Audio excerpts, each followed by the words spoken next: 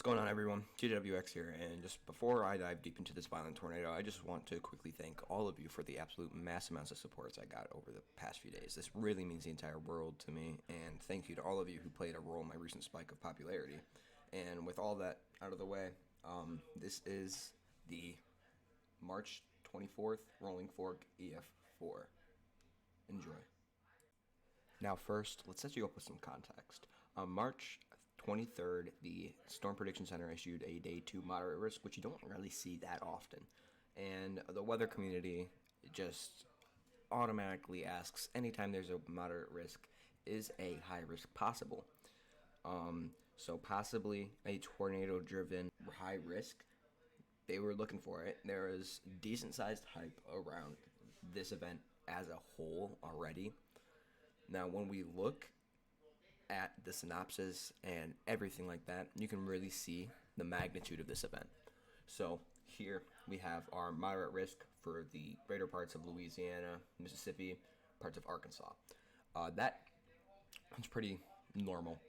And when you look at March outbreaks, we go to probabilities for tornadoes. 15% with a significant hatch, which is saying, hey, this area could possibly see EF2s or greater at some point. So they were pointing out all of that hail wasn't going to ruin it. Large hail risk, kind of minimum. Wind, minimum. So they were very certain that there was going to be an outbreak for this day. Now, the way they worded it here, it's not as aggressive as it was. Supercell thunderstorms capable of all severe hazards, including strong tornadoes, are possible across the lower Mississippi Valley on Friday. So that's kind of just the main summary of the Day 2. And then with the midday update, so the 1730Z, it stayed at a moderate risk. So people were like, okay, best chance will be tomorrow morning for this to go high. As we get closer to this event, this is the Day 1 outlook for March 24th, 2023. It did not go high, which a lot of people thought it would have, but this is what led people to believe that it possibly could have. So you go here, still see everything stayed the same, not much really changed, but this part right here is the main concerning part. I have not seen something issued like this for a while. Tornado outbreak possible across portions of the mid-Mississippi Valley Friday evening. So they're thinking that it's possibly going to be a tornado outbreak. That led so many people believing that this was going to be a high risk. A high risk is a 5 out of 5 risk. That's saying there's going to be dangerous storms here today, and you've got to be very careful with how you treat today. But when we look at the 1630Z update, it did not go high, and they removed the very strong wording, but they still kept strong tornadoes. The time period for that is 5 p.m. and between 5 p.m. and midnight Central Standard Time. So they removed the strong wording, so any hope of it going high risk was squashed. So people did not have to worry about this going high. Now, with that being said, we go through the day. Clouds started to clear. That started heating up the environment, making the air mass unstable. When air mass is unstable, that allows for more low-level shear and low-level jet streams to start actually rotating. That is when you will see your tornadoes take place. And with that being said, a tornado watch was issued. At 5:15 Central Standard Time, a tornado watch was issued for northeast Louisiana, parts of central and southern Arkansas, most of Mississippi, and southwestern Tennessee. This tornado watch was issued at 5:15 Central Standard Time to midnight Central Standard Time.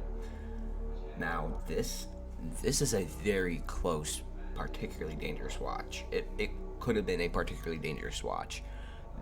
There's high risk for tornadoes, which is saying in here, probabilities of 2 or more tornadoes is 90%. That is wild. And the probability for having 1 or more strong tornadoes, EF2 to EF5, is a 70% risk. That is crazy to me.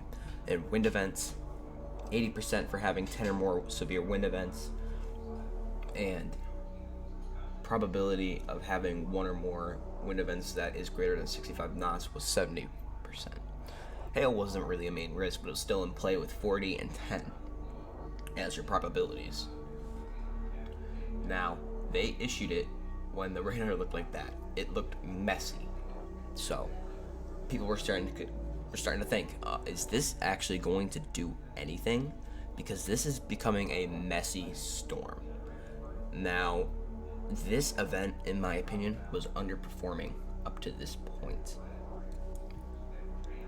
At around 8:32 Eastern Standard Time, a tornado warning was issued. It was a radar-indicated tornado warning for areas including Lake Providence. Now, I was personally live on TikTok, and I was not impressed with this event whatsoever. But my opinion would greatly change as soon as I looked at the Lake Providence supercell. So here you can see your supercell. It's kind of minimal. It is wrapped with other storms, so it is embedded, and it's not going to take on that classic supercell hook echo. Now, that being said, when we look at the high-res velocity scan for this time at 8:32, if it wants to load,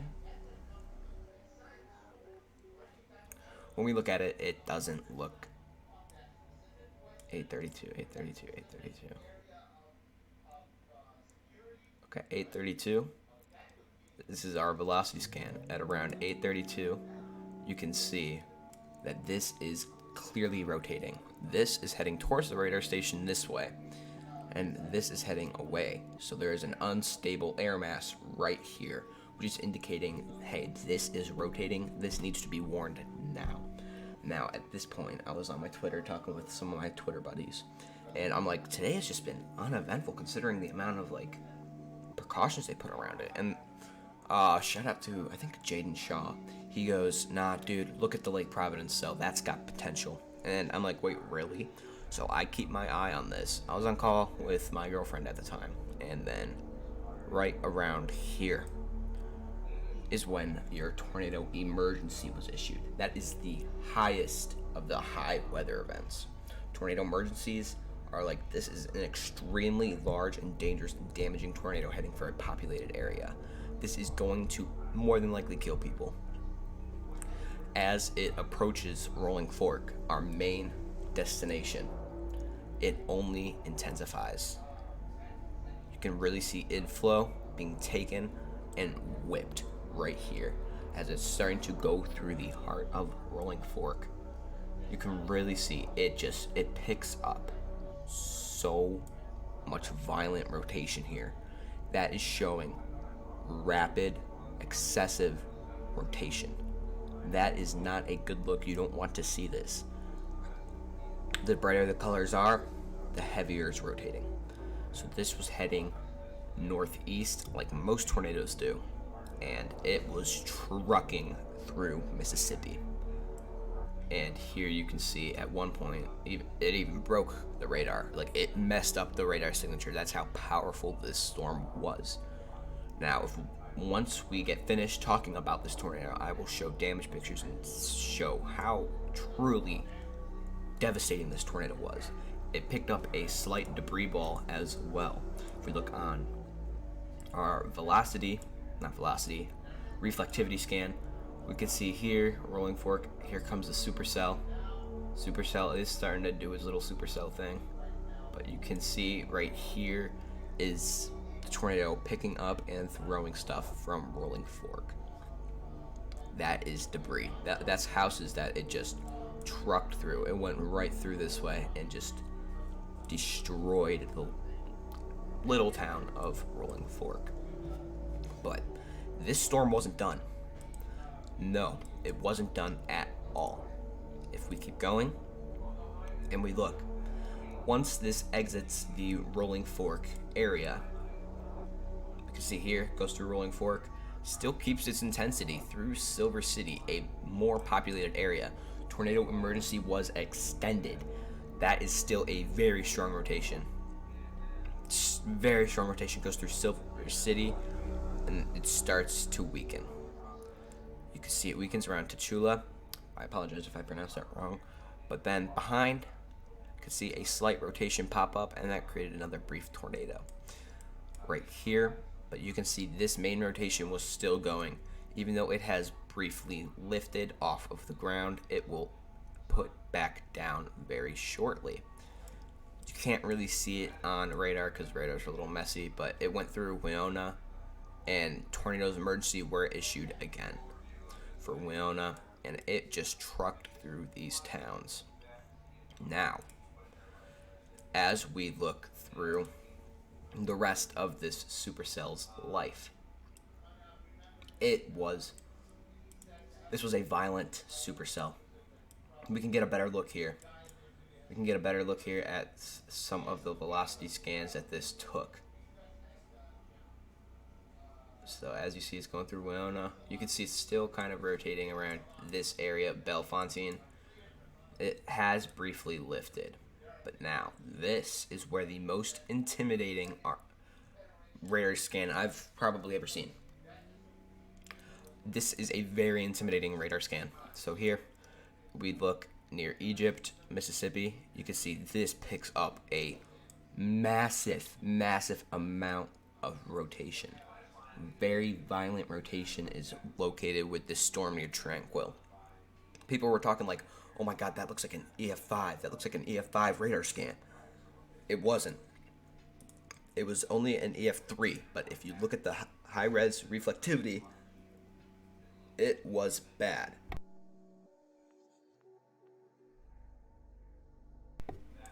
It was a bad radar scan. You can see here comes your cell. Your cell is going to truck through the area. You can see it starts really getting that actual supercell rotation hook echo shape. You can see here it's just winding up.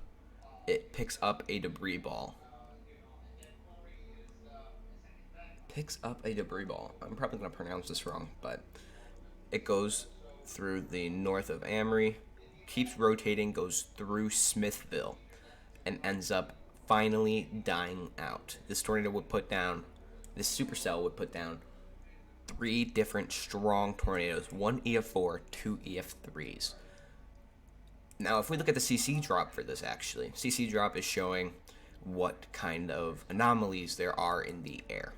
Now, here's the best way for me to explain it is this way. So, if we look here, you can see this is all rain. Some of this is just like radar feedback from buildings and stuff, but this is all mostly rain. So we're seeing what kind of disturbances there are in the atmosphere. When you see a deep ball pocket kind of just like this, that's showing that there is heavy debris being lifted into the air, and the radar is picking that up. So that's showing a debris ball for a tornado. A debris ball is the damage and structures it lifted up and destroyed and is rotating with it. So that is a deep radar scan. You can see it gets bigger and bigger and keeps carrying through. People seriously thought this was going to be worse than it was. People thought that this was like an EF-5 at the time. You could see this giant debris ball near Amory, and it heads through Smithville at pretty intense speeds too. Finally tapers out around Turon and then just diminishes. Now, if we look at the damage that this storm created, it is absolutely crazy. We are looking at the damage assessment toolkit, and this is showing what kind of damage ended up being done by this violent storm.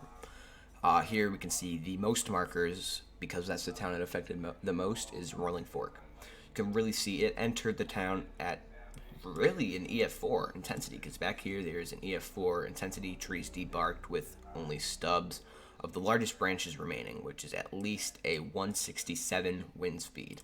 So this is what it looked like. You could really see just debarked trees and stubs remaining of those trees. Now it enters the actual city at around an EF-3 intensity. It goes through. We have our first EF-4 damage marker right here. This is a 1 one or two family residences, all walls collapse. It takes 170 miles at least to cause this type of damage. You can really see the extensive damage that this caused to this house. Completely destroyed and demolished that home. Now, as we continue going on, we can really see our main points of damage get absolutely nuts as we start heading through this area. Around here this is the worst point of damage. A Family Dollar was demolished, absolutely destroyed. 180 mile per hour winds. Family Dollar building slab partially swept clean. Now, with that being said, it was destroyed, and this is what made this a very high end EF-4, which is saying that could have been an EF-5 if certain parameters were correct. 190 miles per hour, 190 miles per hour wind right here. A small retail building, fast food restaurants. It was actually a floral gift shop. Brick building demolished and slab partially swept. So you can really just see here, this used to be a shop. That's completely gone. There's no, besides the debris it left, if you clear the debris, it's like there was nothing even there to begin with. That looks like it was probably just an empty land, an empty lot that was been there for years. Look at all of this extensive damage just through here, lifted it, threw it this way, got those trees in the background. You can really, there were like damage bolts to it too. And even I think the Ace Hardware store over here ended up getting heavy damage as well. Metal building that completely collapsed. Yep, there it is. Your Ace Hardware store is gone. This is a very violent tornado and a very violent situation. It's very sad to see a situation like this, but it's also good for research and greater cause. So with the Rolling Fork tornado, 16 people have sadly lost their lives. That is a very extensive damage. You can see it touched down around Lake Providence, a little bit past actually, a little past Lake Providence. Went through Silver City. I don't think it kept EF-4. Went through Silver City. Really just trucked through the Delta.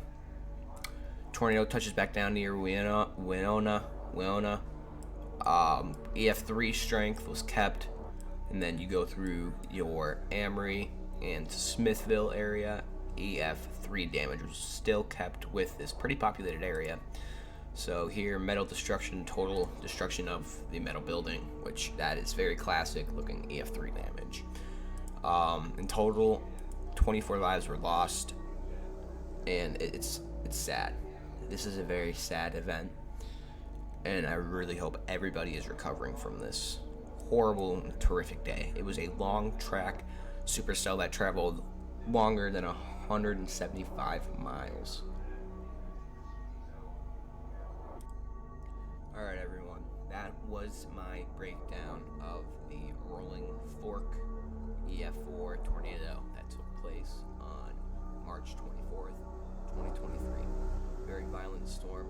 Again, I would like to send my prayers out to people affected by this, and it's a very, very bad day, and a very sad day too for the Mississippi Delta area. One more time, I would like to thank all of you for my recent spike in popularity. I gained like 500 followers on TikTok last night. Seriously, thank you guys so much. I gained 100 plus subscribers last night, which is absolutely nuts. You guys are going crazy. As I promised, I would create more YouTube videos once I got to 100 subscribers, and I'm at 157. So if you're watching this and you enjoy my content, make sure to subscribe. Click that button, turn on notifications so you can get notifications if I go live at all. But really, you guys are making this all possible, and I thank all of you for this. So everyone stay safe, keep weather aware, and I hope you enjoyed the video.